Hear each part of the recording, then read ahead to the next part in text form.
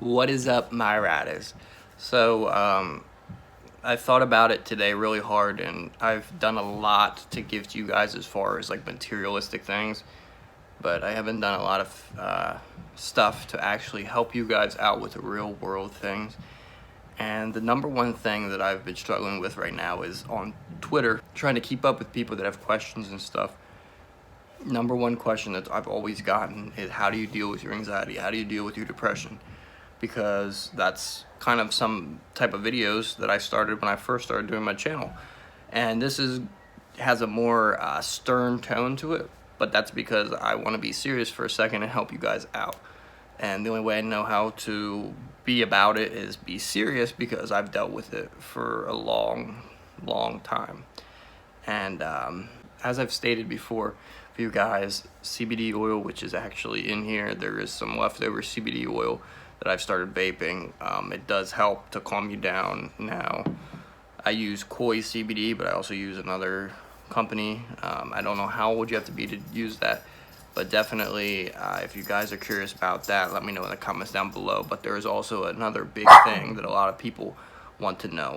What other things can you use to get rid of your anxiety?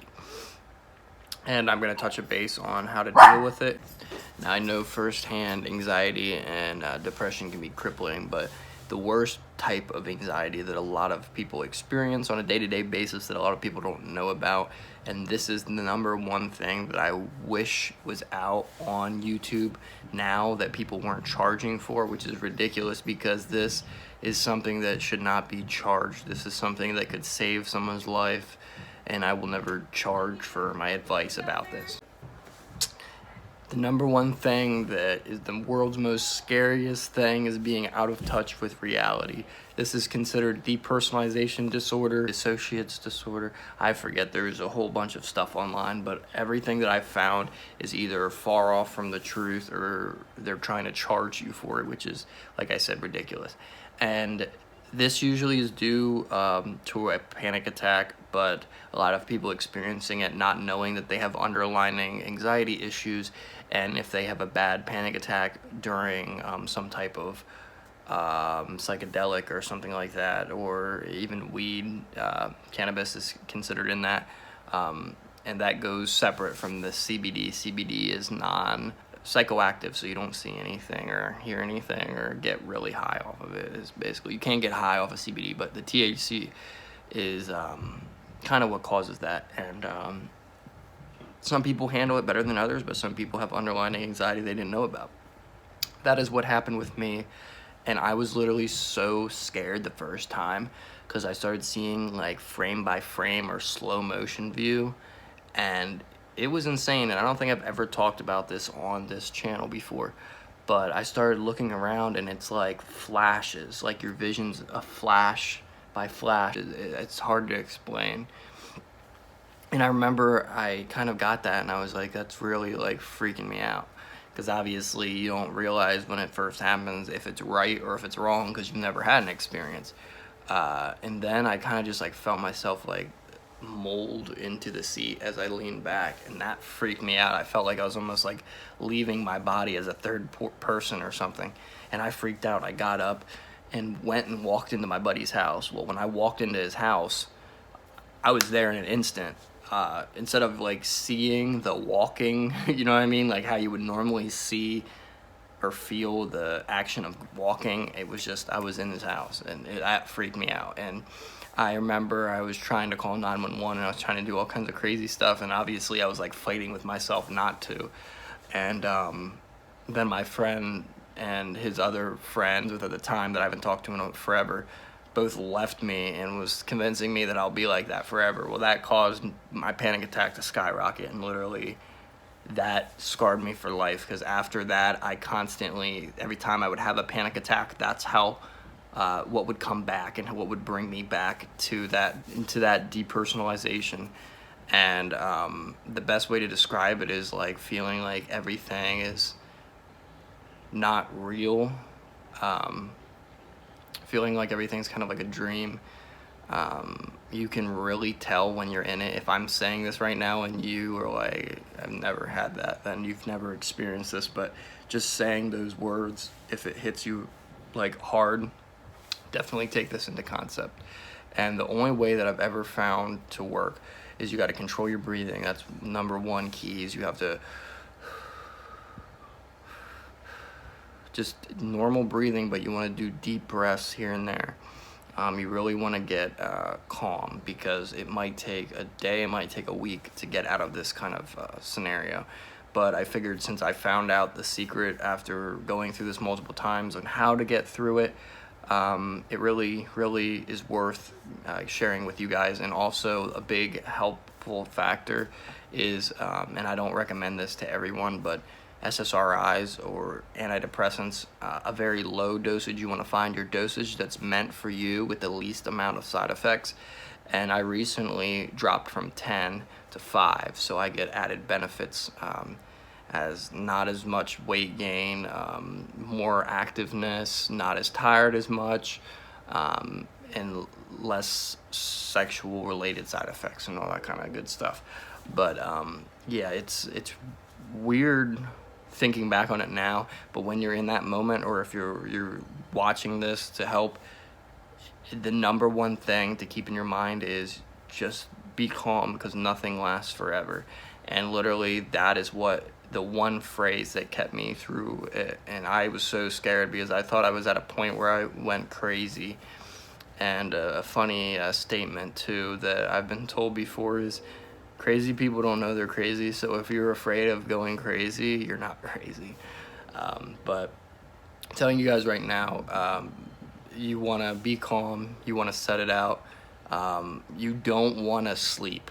You want to go out and actively do things that you normally do. At first, it's going to feel weird, but it gets you kind of back in that train of thought of normal day, and it keeps you away from obsessing over something. Because if you give energy to something negative, like constantly being scared that you're going to be like this forever, it's just going to amplify, and it's going to get worse and worse. And I found out the only way that it ever went away was completely clearing my mind, and I found out a way to do that, so that now when I don't have it, my mind is more clear.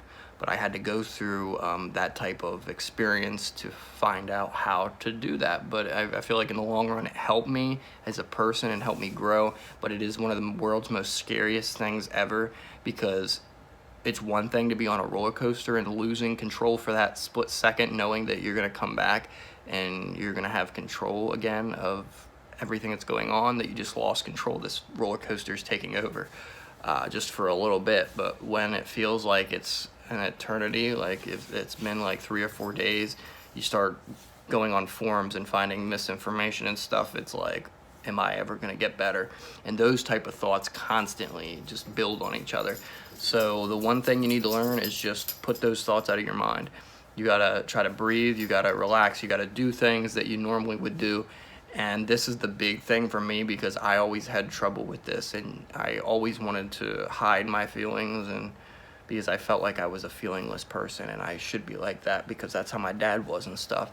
Well, once you let things out, and what I tend to do is try to let feelings out at night, even if you like have a quick cry or something like random that actually like you know you should, and you're trying to hold it back, let it go, because it slowly builds to let you kind of like start getting a grasp on reality again, because a big part of reality is your feelings and what you feel. So if you suppress your feelings, it's just going to make depersonalization disorder and all that even worse. And that is also a really good thing that I've learned.